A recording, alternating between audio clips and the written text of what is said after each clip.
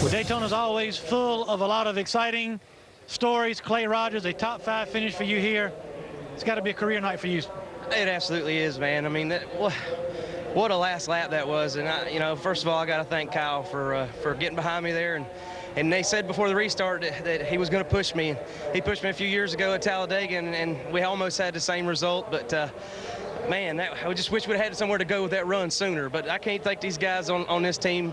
RBR Motorsports is a small-time team. Come down here and finish third, first time out.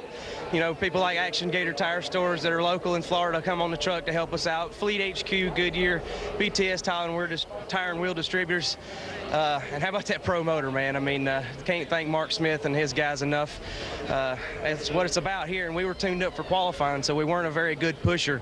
But if we got somebody behind us, we could rock and roll. And I guess maybe Kyle saw that at some point in the race, and he had some faith in us. And I just got to thank him, man. Unreal. Clay Rogers comes home with third place finish here at Daytona.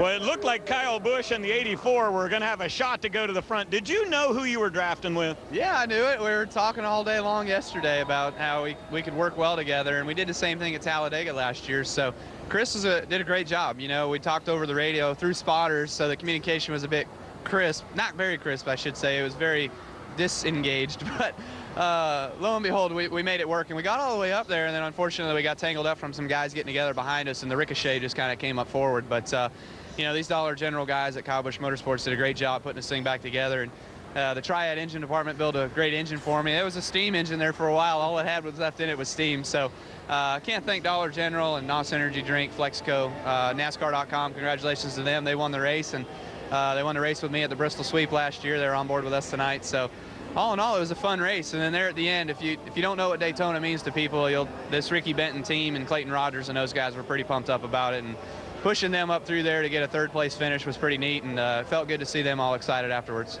From the back to the front, Kyle Busch ends up with a good run tonight at Daytona.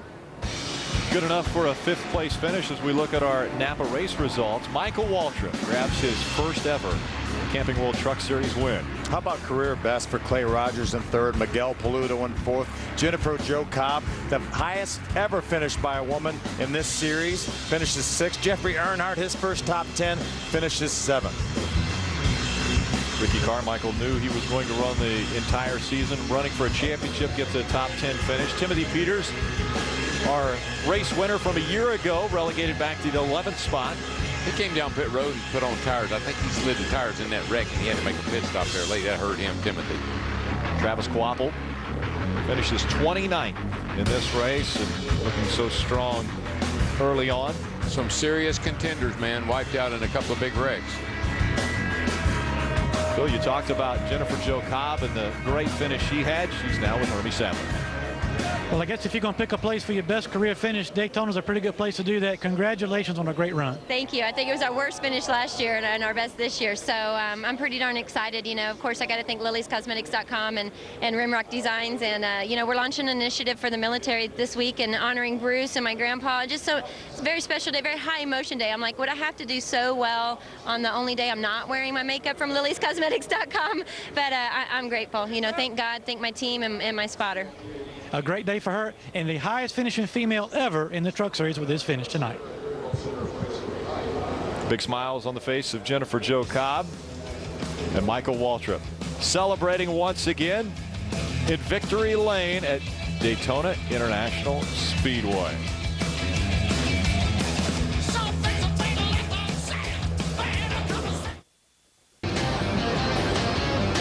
Extremely instrumental in that show.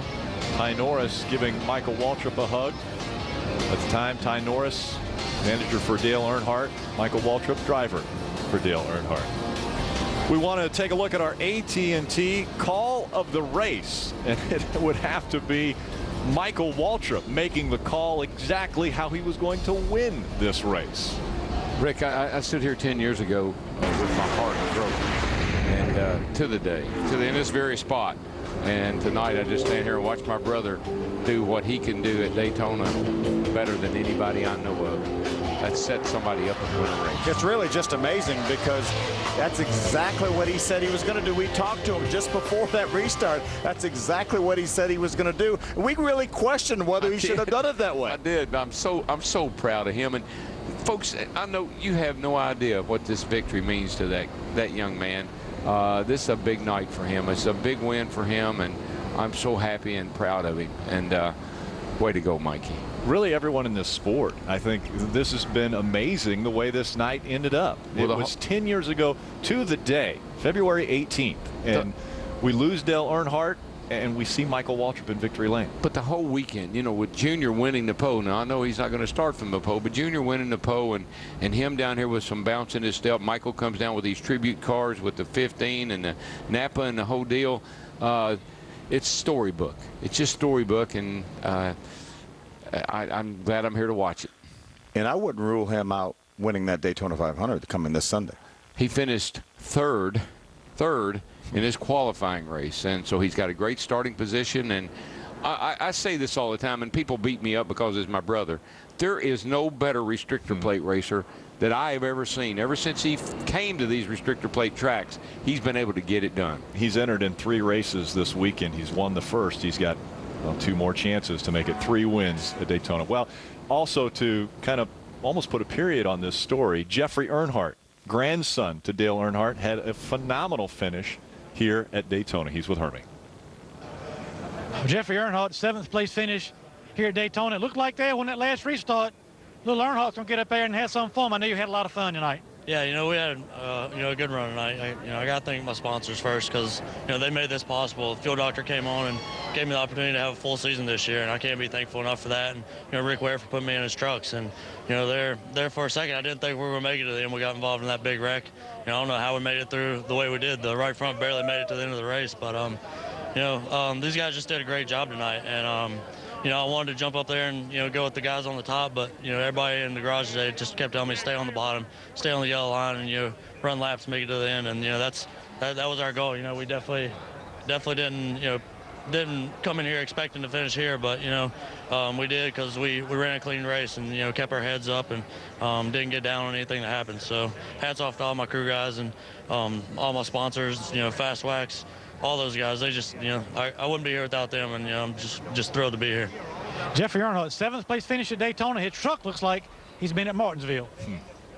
And a lot of trucks look like they have been at a short track. It ended up where we only had 5 trucks that didn't have damage, and then one of those about lost his spoiler at the end of the race. I'm gonna tell you, we said stick around. When they were single file running around, I said stick around, folks, because you ain't seen nothing yet. How about next week we go to Phoenix, right back to back here Friday, 7:30 Eastern. Lucas Oil